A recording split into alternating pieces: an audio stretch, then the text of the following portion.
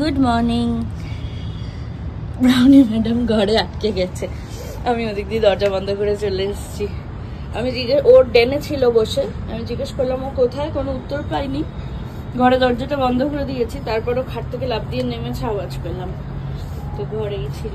ঠিক আছে, থাক, ঘরেই থাক। আমি একটুখানি এসছি দেখতে। এই গাছটা এত ভালো দিয়েছে না, এটা প্রায় 2 সপ্তাহের ওপরে হয়ে গেল এই ফুলটা অ্যাজ ইট ইজ ফুটে আছে, শুকিয়েও যায়নি, কিচ্ছু হয়নি। অথচ এই বড় গাছের ফুলগুলো খুব তাড়াতাড়ি শুকিয়ে যাচ্ছে। এই যে দেখুন, এই ফুলটা, এখানে একটা ফুল ছিল, এই জায়গাটায় আমি কেটে দিয়েছি ওটাকে, এই যে এখানে পড়ে আছে নিচে, তো ওটা শুকিয়ে গেছে একদম, মানে 7 দিনের মাথাতেই শুকিয়ে গেছে। তো এগুলো ফুটেছে বেশ বড় হয়ে, কিন্তু এগুলোও না আমার মনে হচ্ছে শুকিয়ে যাবে তাড়াতাড়ি, যে যেমন এটা শুকাতে শুরু করে দিয়েছে অলরেডি। কিন্তু আজকে প্রায় 2 সপ্তাহের ওপরে আমি এটা কিনেছি, এই ফুলটা কিন্তু এখনো পর্যন্ত শুকায়নি, এটা কিন্তু অনেক বেশি দিন পর্যন্ত রয়েছে। এটার একটা বড় কুড়ি ফোটার মুখে রয়েছে, এই দেখুন, এই যে একটা বড় কুড়ি, এটা ফুটবে খুব তাড়াতাড়ি।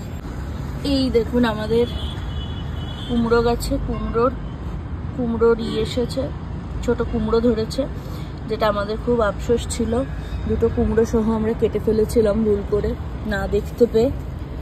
তো অ্যাটলিস্ট সেই আফসোসটা একটুখানি হলেও আর কি কম হবে, এই কুমড়োটা যদি বড় করা যায়। একটা ফুল ফুটেছে, এই যে দেখুন একটা ফুল ফুটেছে, তো ওটাতে নিশ্চয়ই লঙ্কা হবে এরপর।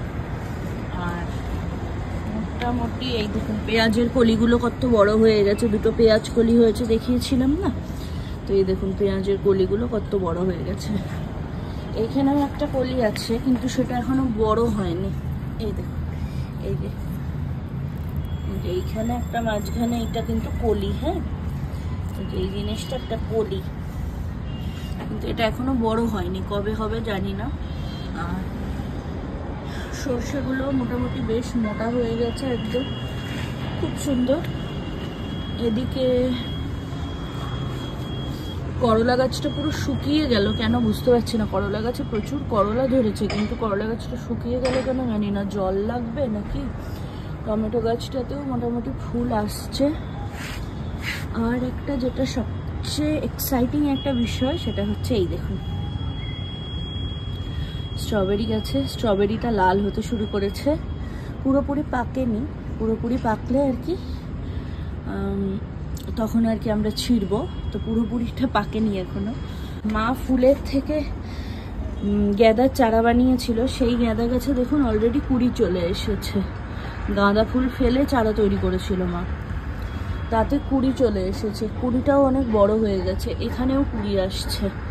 এই প্রত্যেকটা, এই যে দেখুন কুড়ি, ঠিক আছে, এর মধ্যেও কুড়ি আসছে, এই যে মাঝখানগুলো দেখলে বুঝবেন, প্রত্যেকটা জয়েন্টে জয়েন্টে কুড়ি আসছে। আর এই কুড়িটা বড় হয়ে গেছে, খুব তাড়াতাড়ি ফুটবে এটা। চলুন, সবাইকে সকালের শুভেচ্ছা, সবার সারাটা দিন খুব ভালো কাটুক, ভালোভাবে কাটান সবাই। দেখা হবে খুব তাড়াতাড়ি নতুন কোনো একটি ভ্লগে। টাটা।